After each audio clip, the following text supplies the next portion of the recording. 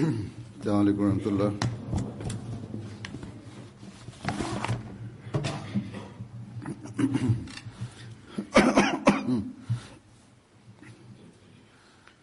أشهد أن لا إله إلا الله وحده لا شريك له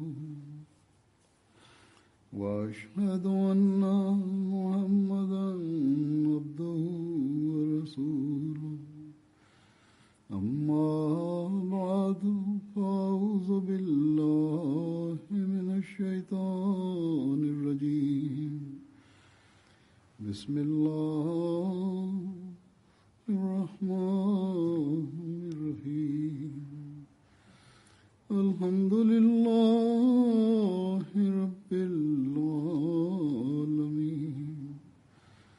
الرحمن الرحيم مالك يوم الدين إياك نعبد وإياك نستعين اهدنا الصراط المستقيم صراط الذين أنعمت عليهم غير المغضوب عليهم ولا الضالين.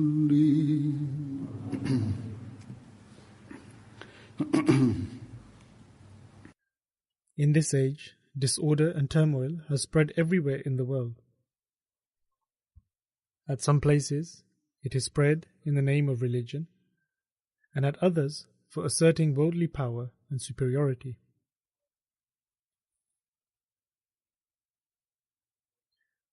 Whilst in some instances, it is spread due to a battle between poverty and abundance, and at others due to political parties taking control of the ruling powers.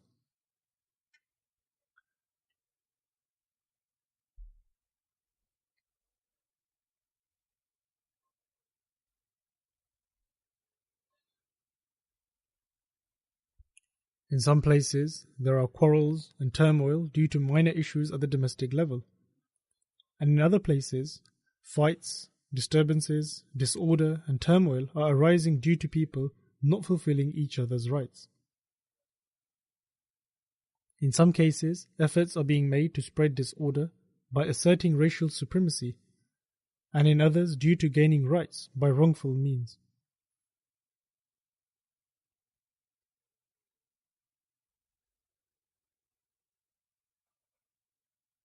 In short, from whatever angle one observes, one finds that the world is engulfed in disorder and turmoil.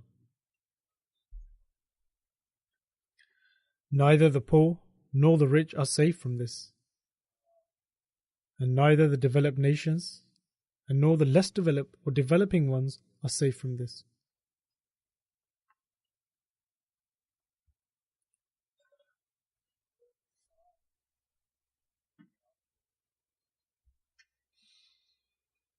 It seems that mankind, which considers itself to have become very advanced in this age, and thinks that this is the age of science, rationality and enlightenment, is in actuality immersed in darkness. And after having forgotten about God Almighty, it is heading to the pit of destruction whilst running after this world and considering it to be its Lord.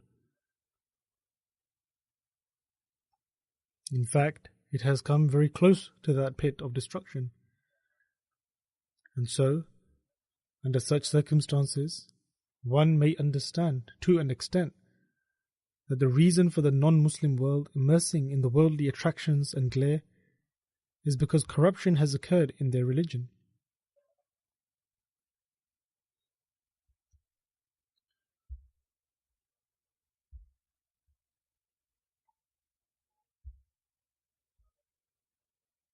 Their religion does not present a comprehensive and complete solution in terms of guiding them towards Allah the Almighty. However, one is amazed about the Muslims, who have a comprehensive and a complete scripture in its original form.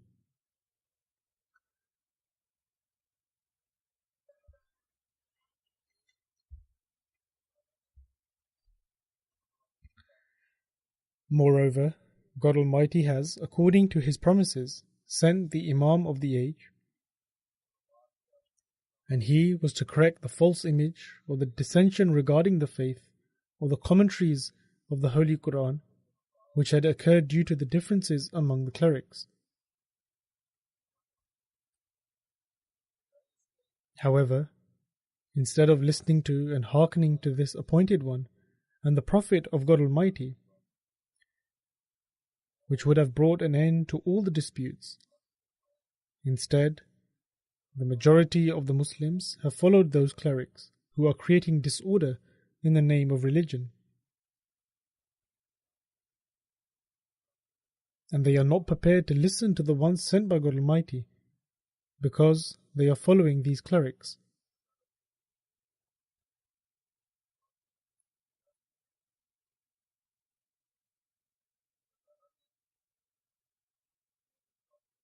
Although God Almighty has arranged for the disorder in the world to come to an end, and for the inculcation of mutual love and brotherhood, and for God Almighty to be recognized, but Muslims are not prepared to pay any heed to it.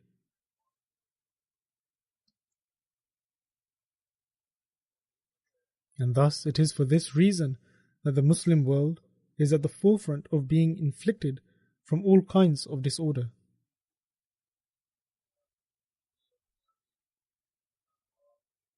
Their religious as well as worldly leaders are pushing them into darkness. And inhabitants of the same countries are thirsty for each other's blood. And thus, taking advantage of this situation, the foreign world, in particular the non-Muslim powers, are supplying military hardware and assistance in order to cause the groups of Muslims to fight against each other, and in order to derive benefit from it.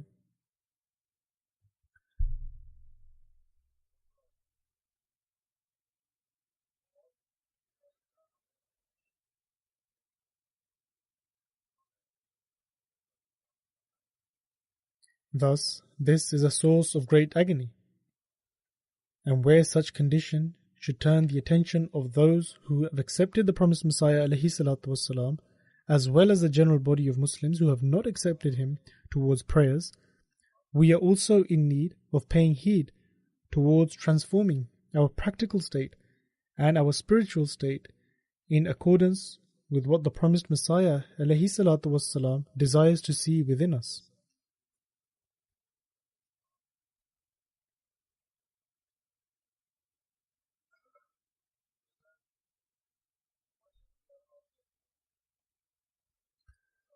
And the reason for this is that if our practical state is not in accordance with what the promised Messiah ﷺ desires to see within us, then it is very possible that we may fall into the category of those who are engulfed in disorder and turmoil.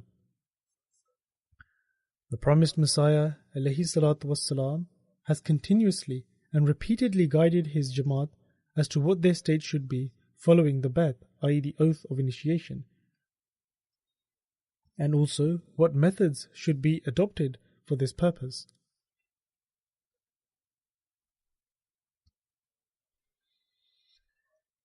At this moment, I will present various extracts of the promised Messiah ﷺ's writings, which draw our attention towards these matters. Therefore, we should listen to them attentively, and do not consider it sufficient, since you have previously heard or read them numerous times before, because we forget even after having read or heard them. Moreover, the regularity and the various manner in which the promised Messiah ﷺ has mentioned these matters, and the continuous emphasis he has laid on the Jamaat towards improving their practical state in his gatherings, which are spread over several years, this indicates how concerned the promised Messiah ﷺ was for his Jamaat, so that they may not forget their objective. And also, so that they may not go astray after having done the Bai'at, i.e. taking the oath of initiation with the promised Messiah ﷺ, and so that they may not tread towards darkness once again.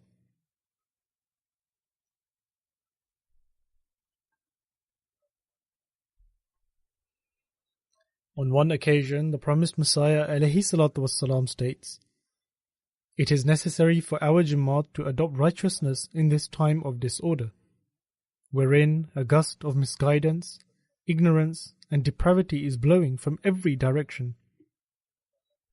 The state of the world is such that the grandeur of the commandments of Allah the Almighty is no longer visible, and the rights and guidance are being neglected.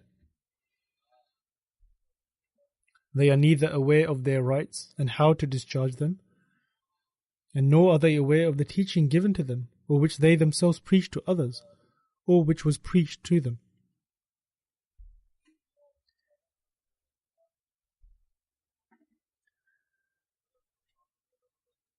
They are engrossed in worldly affairs beyond measure, and observing the slightest loss in worldly terms, they abandon religious aspects and the rights of God Almighty. Just as one can similarly observe amongst litigators, or when it comes to sharing the wealth amongst the inheritors.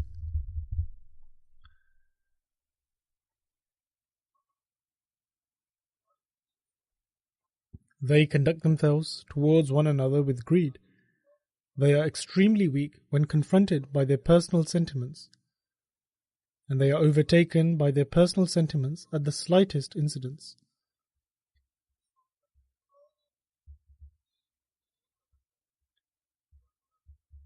They do not dare to commit sins as long as God Almighty has caused them to remain weak. That is, they do not commit sins as they are weak and are afraid of being caught and punished. However, as soon as they gain some strength and see an opportunity to commit a sin, they swiftly do so. The promised Messiah ﷺ further states, "Today, in this age, you may look everywhere. However, you will only find that true righteousness no longer exists, and neither true faith. However, as God Almighty does not desire to waste the seed of their true righteousness and faith, He causes a new crop to grow as He observes the previous crop at the brink of ruin." When one generation or crop is being ruined, God Almighty creates another crop. What is intended here is that if a generation or a number of people or a nation is ruined, then He will create other nations, and indeed He does so. The promised Messiah ﷺ further states that everlasting Holy Quran is among us, in relation to which God Almighty stated, "Inna nahnu nazzalna dhikra wa inna lahu lahafizun." That is, that verily we ourselves have sent down this exhortation, and most surely will we be its guardian.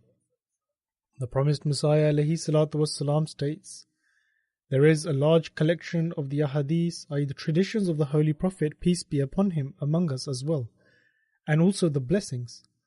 However, the hearts are void of faith, and the practical state is not at all visible. That is the very reason Allah the Almighty has raised me, so that I may once again develop these aspects. When God observed that the field is barren, then the requisition of His divinity did not at all desire for this field to remain empty. If vices are spreading, it was the requisition of the honor of Allah the Almighty and the dignity of the requisition of His divinity to once again fill that field with such people, or to create such people who give precedence to faith over the world, and who implement religion, and who spread religion, and who act in accordance with their religion." The promised Messiah ﷺ further states, "God did not at all desire for this field to remain barren, and for people to remain distant from Him. Therefore, God Almighty, in contrast to those people, now wishes to create another nation of living people, and for this very reason we preach, that you may acquire a life of Taqwa, i.e. righteousness." Thus, if an Ahmadi has done the Bai'at, i.e. taken the oath of initiation, he will have to join the living, the spiritually living people. Otherwise, there is no benefit of the Bai'at. Will it be sufficient for this new nation to merely verbally proclaim that we will become that new nation? Certainly not. As a matter of fact, for this they will have to transform their practical condition and develop true righteousness.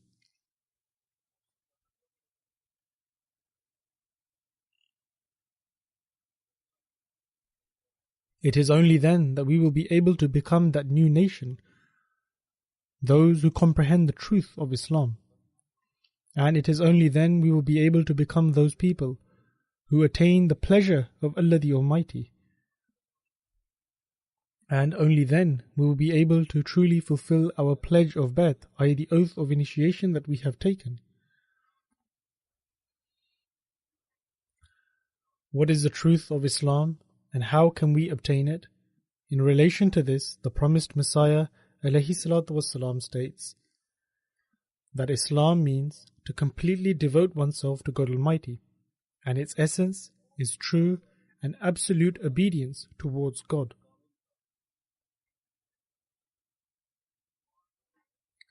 A Muslim is one who devotes his entire being to God Almighty and desires to attain the pleasure of God Almighty without the desire of any reward.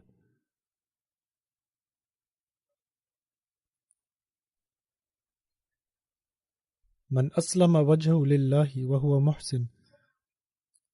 That is, that whoever submits himself completely to Allah and is the doer of good.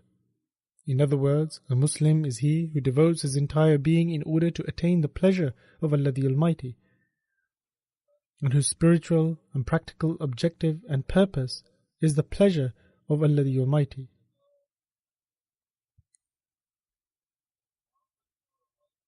Furthermore, of all the virtues and good deeds performed by him, they should not be performed with a great struggle and difficulty. Rather, they should be performed with a sense of pleasure and delight. If we are to perform virtues, and if we are to act in accordance with the commandments of Allah the Almighty, we should not do so by considering it to be a great burden upon our shoulders. Rather, a person should feel pleasure and delight in every virtuous act. He should do it wholeheartedly.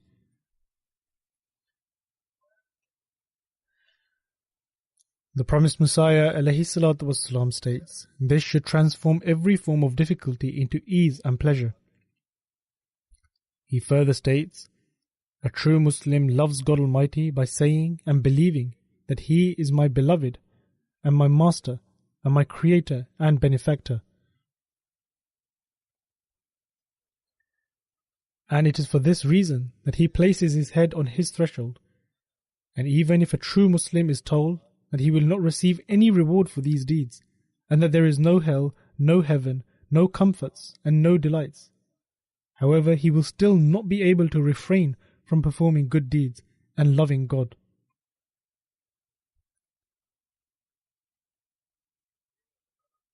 This is selfless love towards God Almighty, which the promised Messiah ﷺ desires to establish, that it should not be done for any reward, and not out of the fear of hell, and not in order to attain heaven. Rather, one should have pure love for Allah the Almighty. One should love God Almighty even if nothing is received.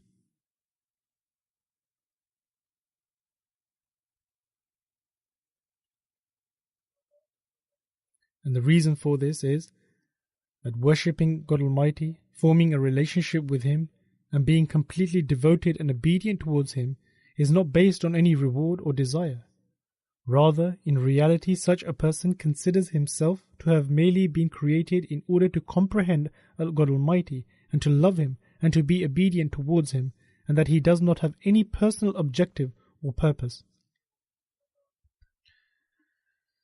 Therefore, when a person utilizes all his God-given abilities for these objectives and purposes, he witnesses the countenance of his true beloved.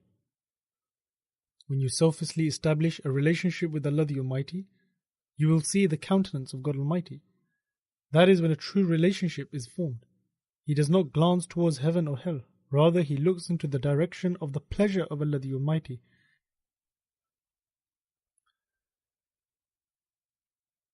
Describing his own state of being engulfed in the love of Allah the Almighty, The promised Messiah ﷺ states, I say that if I am assured that I will be given the severest of punishments for loving God Almighty and obeying Him, then I swear that my nature has become such that I am ready to tolerate these afflictions and trials with pleasure and with the passion of love.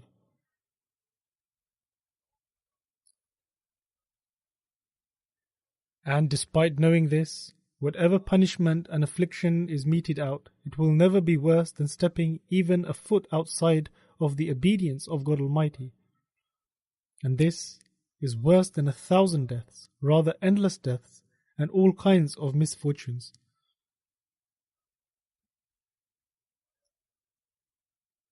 The promised Messiah ﷺ further states that a true believer would consider abandoning a command of Allah the Almighty as the cause of his destruction, and no matter how much luxury and comfort he is promised for disobeying God Almighty.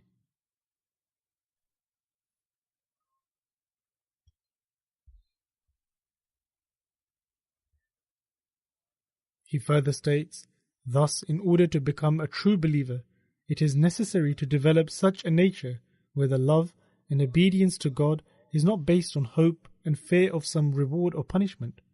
Rather, it should be an innate part of his character.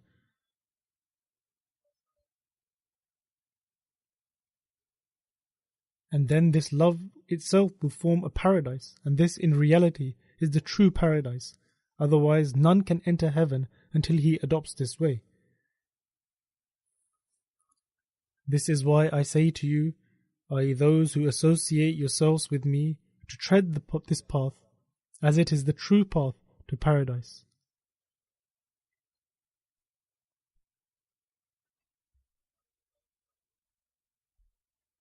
Therefore, this is the bond and love for God Almighty that the promised Messiah ﷺ wishes and hopes to see in us.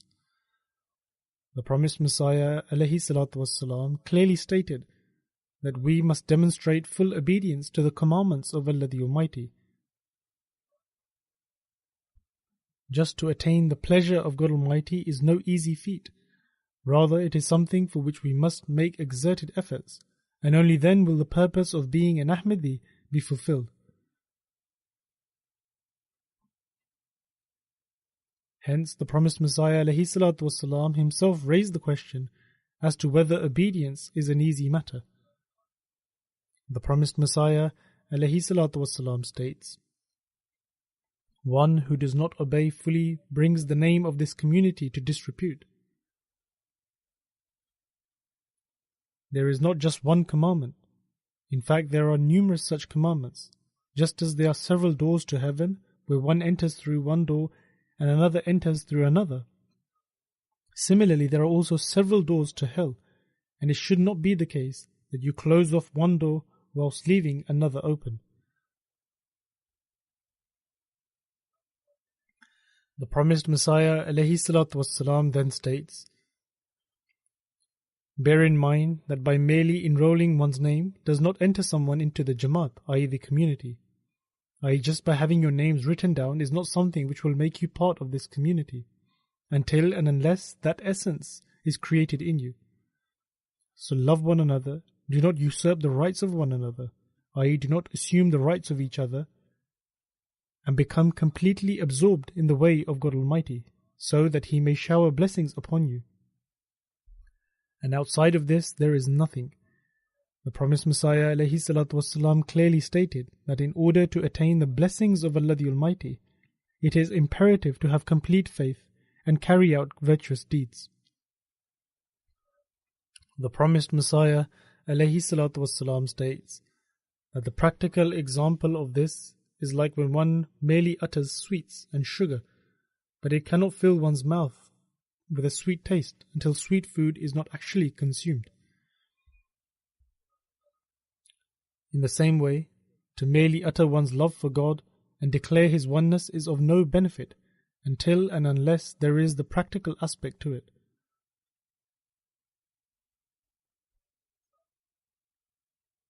And this practical aspect will only be proven when one ends his inclination to the world and gives preference to his faith. The promised Messiah ﷺ stated that our community desires to please God Almighty. Therefore, give priority to the faith. If you too wish to please God Almighty, then give preference to your faith. Your first priority should be your faith.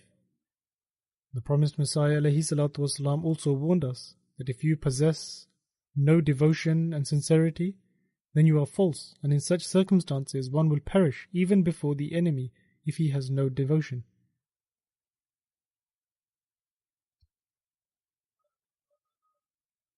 The promised Messiah ﷺ stated that God Almighty cannot be misled or deceived, and nor can anyone deceive him. Therefore, it is necessary that you develop true devotion and sincerity in you.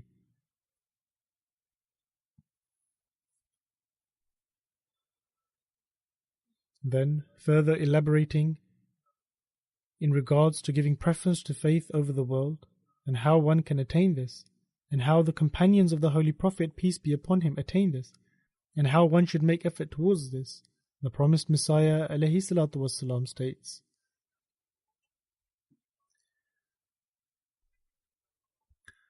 Observe, there are two kinds of people. The first are those who accept Islam and remain busy in worldly pursuits, and Satan prevails over them. I do not mean to say that it is forbidden to do business or to do any worldly tasks. Of course not. The companions also partook in their work of trade, but they gave preference to faith over the world. They accepted Islam and gained true knowledge regarding Islam, which indeed filled their hearts.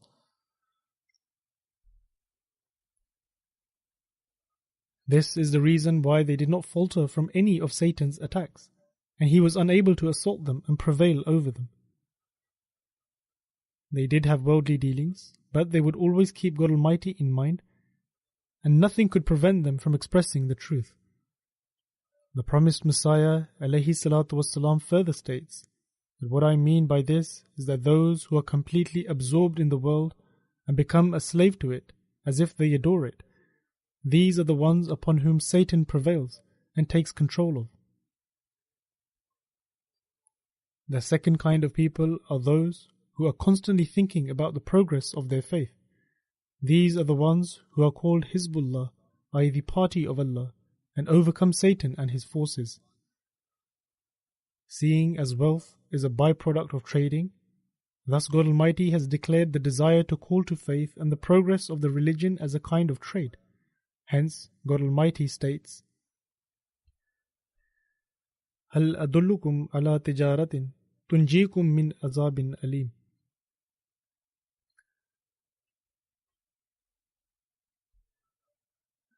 That is, shall I point out to you a bargain that will save you from a painful punishment?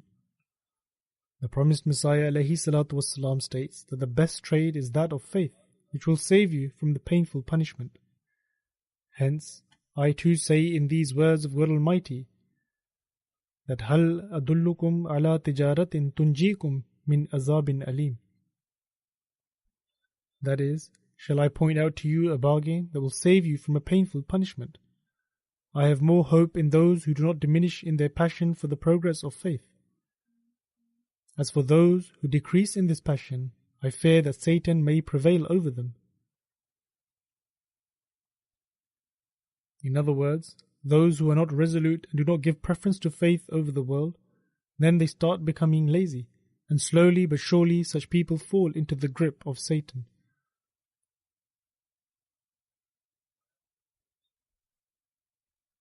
Therefore, one should never become slack. Whatever one does not understand, he should ask about it so that he can increase in his knowledge. It is not forbidden to ask questions, and one should still ask even if he disagrees. If someone does not accept a certain thing while we are preaching to them, then it is their right to inquire and ask questions. And for a believer who wishes to progress in his deeds, then it is necessary for him to gain knowledge and ask questions. The promised Messiah ﷺ states, those who desire to progress in their knowledge should read and ponder over the Holy Quran. And wherever he is unable to understand something, he should ask. If he does not comprehend any meanings, he should ask of others and benefit from doing so. The promised Messiah states, the Holy Quran is a sea of knowledge, and in the depths of this ocean are large precious pearls and priceless gems.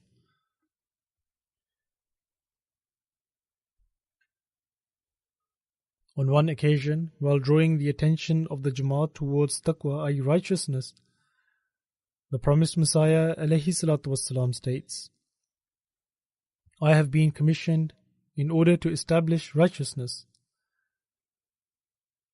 The field of piety is vacant. Righteousness should be practiced instead of raising the sword. Swords should not be raised to kill other people, which is being practiced by certain organizations and terrorist groups today in the name of Islam. Rather, if you desire to spread the faith and propagate it, then the first step is to develop righteousness within oneself. Everything starts to happen gradually once righteousness is established. The promised Messiah ﷺ instructed to not raise the sword, as it is forbidden to do so. He states, the entire world will support you if you practice righteousness. Therefore obtain righteousness. Those who drink alcohol, or the people who practice a faith that allows drinking as a norm, they have no relation with piousness. They are at war with virtue. Hence, if God Almighty grants our Jamat the good fortune and the ability to combat evil, and they advance in the field of righteousness and purity, then this would be a great accomplishment.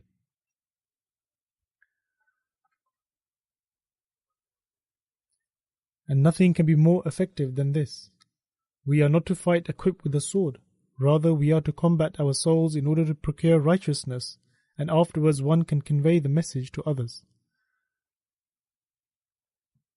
And through this, people will not be offended if this method is adopted. The promised Messiah ﷺ states, at this time, if you look at all the religions of the world, their true purpose lacks righteousness, and they have deemed the attractions of this world as their God. The one true God is hidden and is not in sight, and is dishonored. However, God desires that He is accepted, and the world comes to recognize Him. Those who consider this world to be their God cannot demonstrate complete trust in Him. Therefore, there is a need for everyone to analyze themselves as to whether or not they are paying more focus towards fulfilling their worldly objectives and neglecting their due rights towards God Almighty.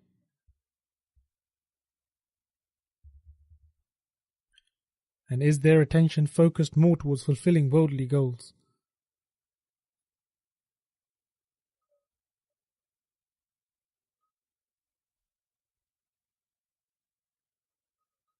In order to fulfill the due rights of God Almighty, then we must give priority to faith and must give little value to worldly endeavors.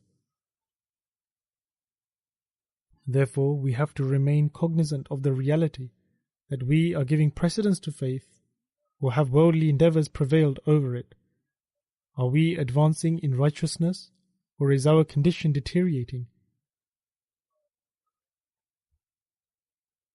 On one occasion, whilst directing our attention towards increasing one's spirituality and developing a relation with God Almighty and increasing one's religious knowledge, the promised Messiah ﷺ states,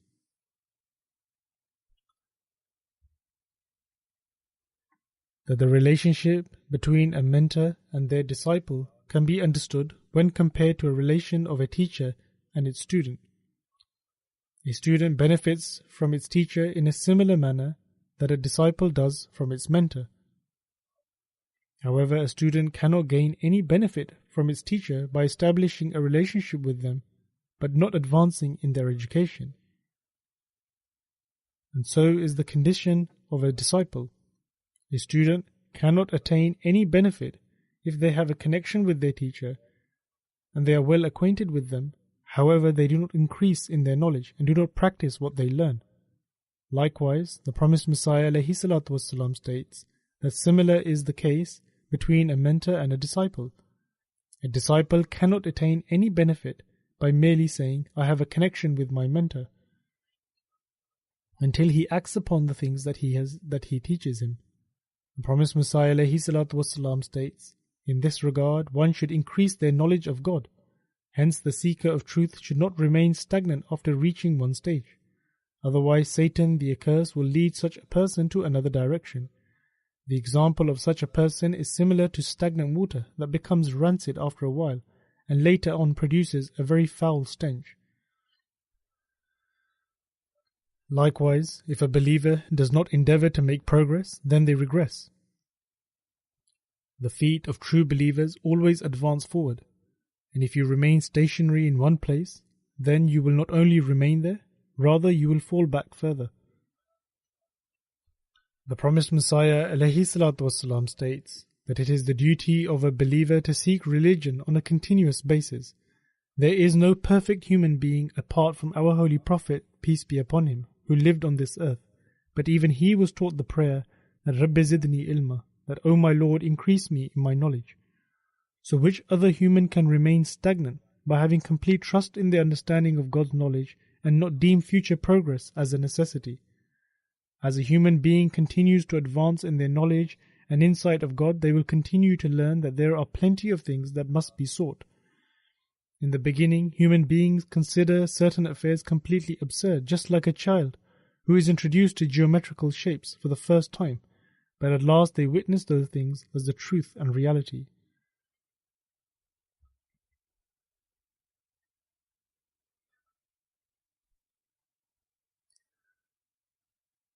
Therefore, it is absolutely necessary to remain obedient in order to improve in one's condition, along with increasing one's knowledge.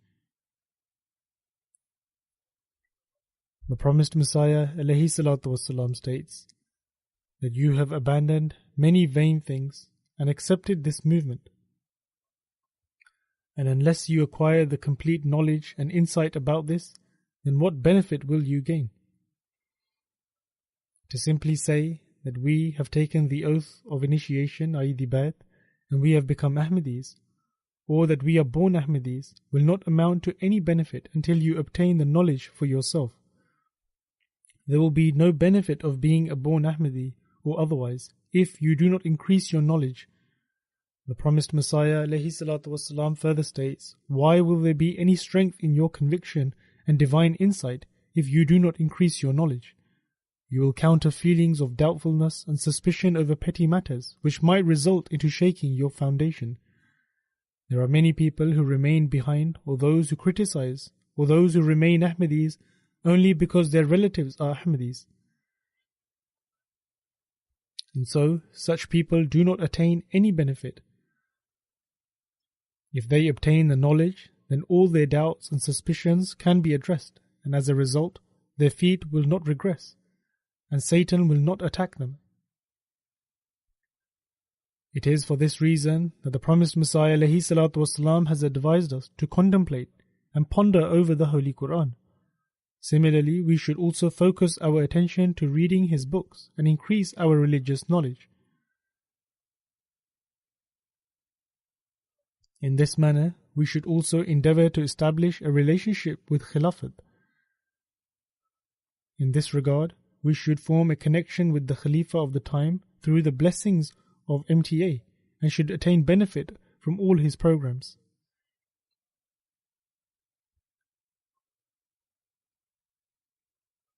There are many who have formed this relationship by giving special attention towards this matter. They listen to MTA and they have a special link with MTA. I receive letters from such people and they write to me that they have experienced progress in their faith and conviction due to this relationship. Hence, this is a great source and every Ahmadi should seek benefit from it. Whilst directing our attention to express mutual love and affection towards one another and understanding each other's suffering and fulfilling the due rights, the promised Messiah ﷺ states, the truth of the matter is that everyone in the community is not at the same level in respect to their inner state.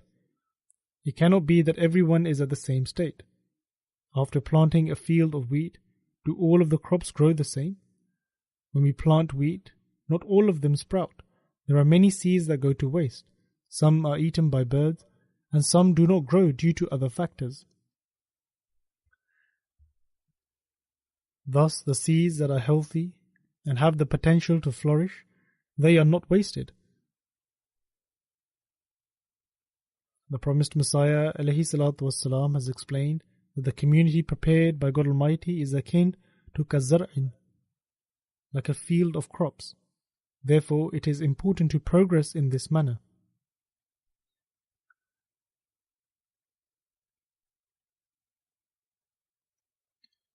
Some people are less weak than others, whereas others have more knowledge in matters of faith. Some people excel others in certain pious traits, and everyone works in accordance with their capabilities. It is the responsibility of the people that are at a higher state to carry the weaker ones along with them. The promised Messiah ﷺ states, "Hence it should be a practice of ours that we assist our weaker brethren and become a support for them. What a great calamity it would be that if there are two brothers, one from them among them knows how to swim, but the other brother does not. Would it not be the responsibility of the former to save his brother from drowning? Or would he let him drown? It is incumbent upon him to save him from death. That is why the following has been mentioned in the Holy Quran, وَتَعَاوَنُوا عَلَى الْبِرِّ وَالتَّقْوَى, that is, and help one another in righteousness and piety. The promised Messiah ﷺ further states, "Lighten the burden of your weaker brother and assist them in matters of faith, deeds, and through financial sacrifice. If they have shortcomings in their practical deeds, should one assist them by adopting them? Certainly not. In fact, one should look to fulfill them. If they are weak in matters of faith and your faith is strong, then one should look for ways to safeguard their faith. If they are weak financially, then if you are able to assist them, then you should do so. Otherwise, you should inform the administration of the Jamat, and they will look to help as much as they can." The promised Messiah ﷺ states, "Support them through medical assistance. You should look to help them with their physical health and treat any ailments." The promised Messiah ﷺ states, "No community can be deemed one community until the stronger ones support the weaker ones, and this can only take place when one covers the faults of others. Instead of disclosing the faults of others, you should look to conceal their shortcomings." The companions of the Holy Prophet, peace be upon him, were given this very teaching that upon seeing the faults of the new Muslim converts, they should not become frustrated, as there were some from among the companions who also acted in the same manner. Similarly, it is vital for elders to treat their younger brethren with respect and show them kindness. Remember, a Jamaat cannot be deemed as one if they consume one another, i.e., if 4 friends sit down together and one of them complains about a brother who is poor. It is not possible for one to consume another, but here the word consumed is used in the context mentioned by God Almighty, where He has stated that stealing and speaking ill of your fellow brethren is akin to eating the flesh of your dead brother. Thus, do not look at the weakness of others and instead focus on their positive traits. The promised Messiah states, "A community cannot be deemed as one community which consumes each other, and when 4 people sit down together, they complain about their poorer brother, and they point towards his shortcomings and highlight them. Then also look down upon poorer and weaker members of the community with disdain and dislike. Rather, strength lies in unity and becoming one, which increases mutual love and blessings." I often see that there are disputes over the most trivial of matters. The result of this is that our opponents pick up on these insignificant matters and then publish the incident in their newspapers completely out of proportion. The promised Messiah ﷺ states, "In this manner they wish to misguide the public. They inform the people that they have such and such shortcoming, and since the general public do not research of their own, they are misled." The promised Messiah ﷺ then states, "However, if there are no internal weaknesses, then no one will have the courage to publish such reports, and nor to print such articles that can mislead the public. Why do we not broaden our moral conducts? This can only occur when we widely propagate love, compassion, forgiveness, and beneficence, and we permit mercy, compassion, and concealing the faults of others to prevail in all matters." In other words, when we see the fault of an individual, we should look to conceal that fault rather than highlighting his shortcomings and revealing his weaknesses. In relation to this, a very strange custom has developed in that even husbands and wives highlight each other's weaknesses and document them to an extent that they begin to record them. The promised Messiah ﷺ states, "One should not severely scold the other over trivial matters, which become a source of causing the other grief or can be disheartening for them."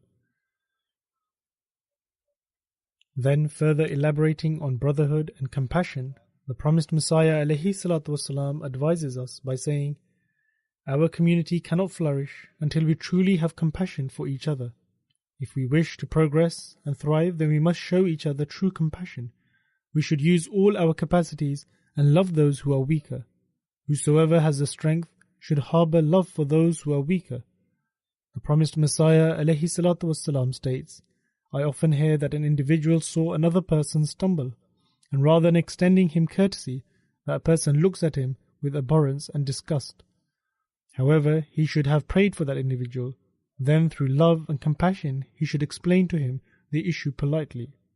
However, instead of this, they increase in their malice. If one does not demonstrate forgiveness and does not show compassion, then the matter will only worsen and the consequences will be grave." The promised Messiah ﷺ further states, "God Almighty does not approve of these actions. A Jamat can only be formed when people show compassion to others and conceal their faults.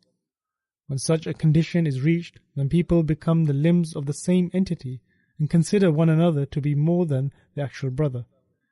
If an individual has a son who commits a mistake, his error is covered, and one would take him to one side and explain his mistake to him. He would never wish for that mistake to be disclosed.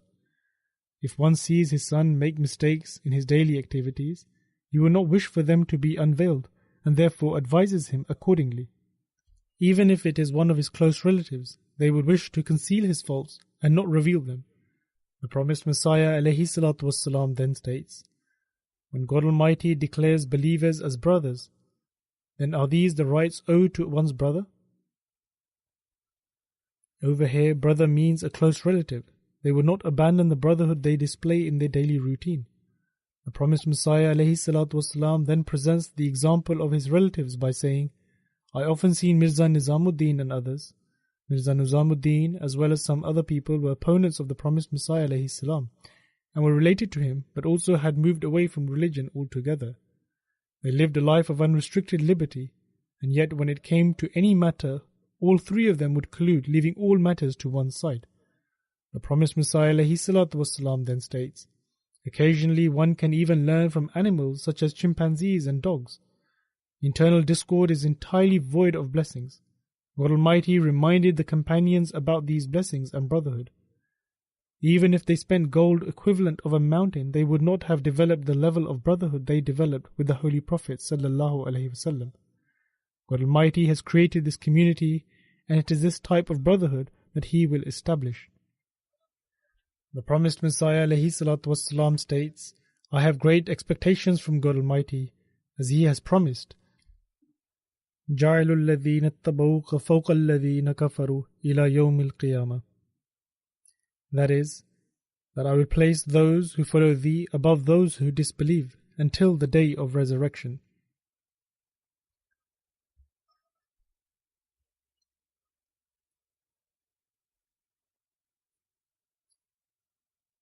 The promised Messiah ﷺ further states, "Verily God Almighty shall establish a community which shall remain triumphant over those who disbelieve. However, presently these are days of trials and weakness."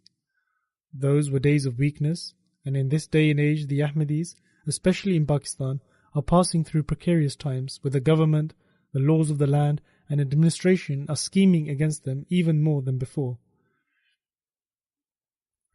Therefore, in these current times, they need to make an extra effort in improving their conditions. The promised Messiah ﷺ further states that these are days of weakness, and they grant the opportunity to each and every one to bring about a reformation in themselves and improve their condition. To lament one another, hurt one's feelings, to injure one's sentiments by the use of harsh language, and to consider the weak and humble as lowly people is a sin. Now a new community with a new brotherhood has been established from among you. The earlier communities have ceased, and God Almighty has established a new community in which the rich, poor, young and old are all a part of it. Thus it is the duty of the poor to respect their honourable brothers, and it is the duty of the rich to help their poor and not consider them lowly and despicable. That is because they are brothers with one another, even though their fathers are not the same, but ultimately the spiritual father is the same for all, and they are the branches of the same tree. For our reformation, the promised Messiah ﷺ has exhorted us to read the book Noah's Ark and has repeatedly urged us to read it. The promised Messiah ﷺ states, I have told my community on numerous occasions not to merely rely on their bai'at, i.e. oath of initiation with me. Until you do not reach the depth of its essence, you cannot attain salvation. One who simply relies on the exterior aspects is bereft of the essence. It is not sufficient to only focus on the exterior shell until one does not seek to attain its deeper essence. The promised Messiah ﷺ further states, if the devotee does not carry out virtuous deeds himself, then the saintly personage of his master can be of no benefit. If a doctor writes a remedy for an individual, but he places it in a vault, he will gain no benefit from it. It is as if one receives a prescription from the doctor, but does not use it, and then claims that he was not cured. This is precisely the case of those suffering from spiritual ailments. If they fail to adhere to what is said, then they will avail no benefit. The promised Messiah ﷺ further states, they will certainly not derive any benefit from it, because benefit can only be derived if the prescribed practice is adhered to, which they have deprived themselves from it. The promised Messiah further states, you should constantly study the book Noah's Ark and act according to it. قَدْ أَفْلَحَ مَنْ زَكَّاهَا, that verily he truly prospers who purifies himself.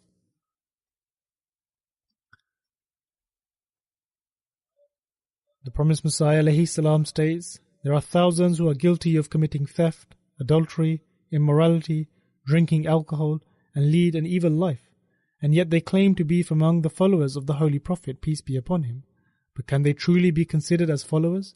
Certainly not. A true follower is one who adheres to the teachings of the Holy Prophet, peace be upon him.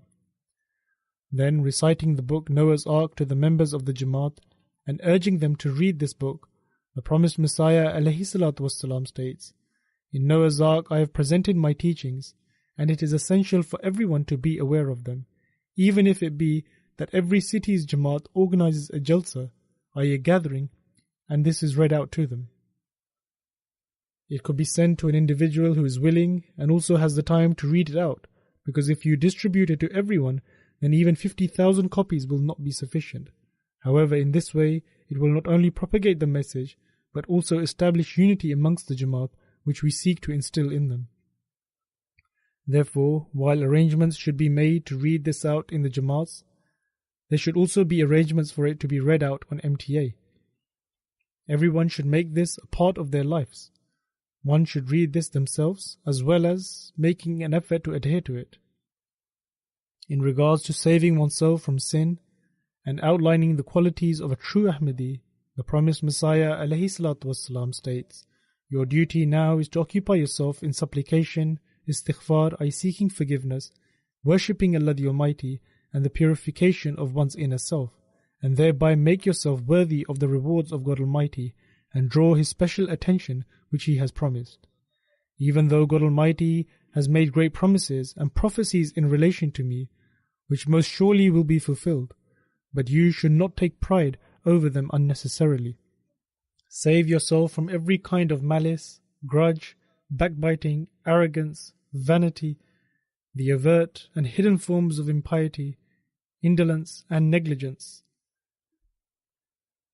And remember, ultimately it is the righteous who are granted success, just as God Almighty states that وَلَلْ عَاقِبَةُ لِلْمُتَّقِينَ, that is, and the end is for the God-fearing. Therefore, one should greatly reflect upon trying to become righteous, for ultimately the end is for those who are righteous, May God Almighty enable us to become true Ahmadis and follow the teachings of the promised Messiah alayhi salam. May we fulfill the due rights of God Almighty and attain His pleasure. May we become those who bring about a reform in our practical condition and pay attention towards increasing our religious knowledge and also fulfill the rights of fellow mankind. As I have alluded to before, that during these days in particular pray for the condition in Pakistan, and those residing in Pakistan should also pray a lot for themselves. May God Almighty protect them from every form of evil. May God Almighty also protect the country from the evils of the civil unrest which has developed in the country due to the clerics.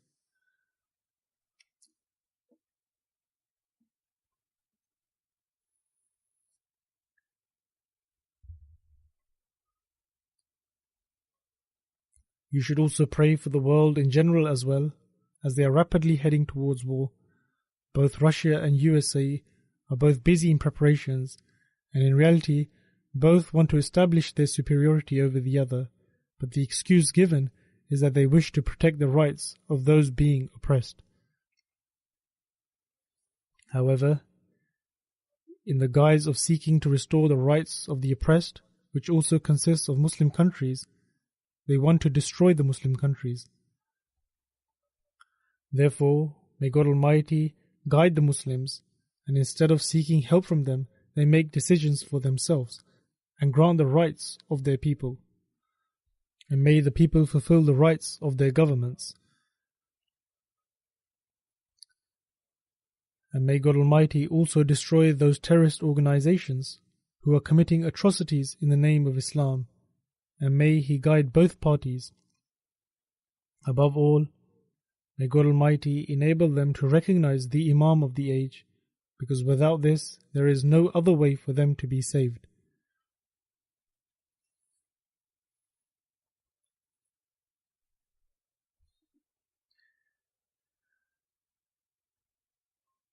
May God Almighty guide them, and may the Muslims, instead of being a part of this oppression, may they propagate love, affection and brotherhood according to the true teachings of Islam, and may they fulfill the due rights of God Almighty.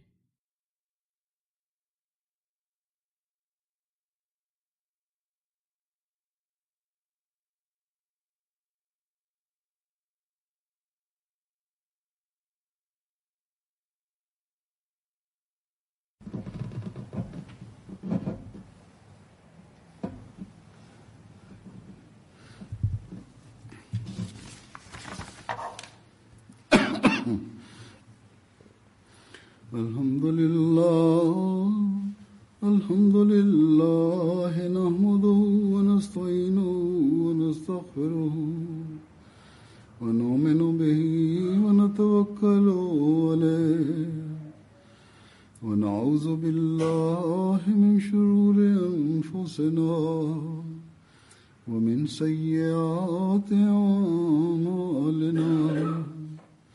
من يهده الله فلا مضل له ومن يضلل فلا هادي له ونشهد أن لا إله إلا الله ونشهد أن محمدا عبده ورسوله عباد الله رحمكم الله إن الله يأمر بالعدل والإحسان وإيتاء ذي القربى وينهى عن الفحشاء والمنكر والبغي يعظكم لعلكم تذكرون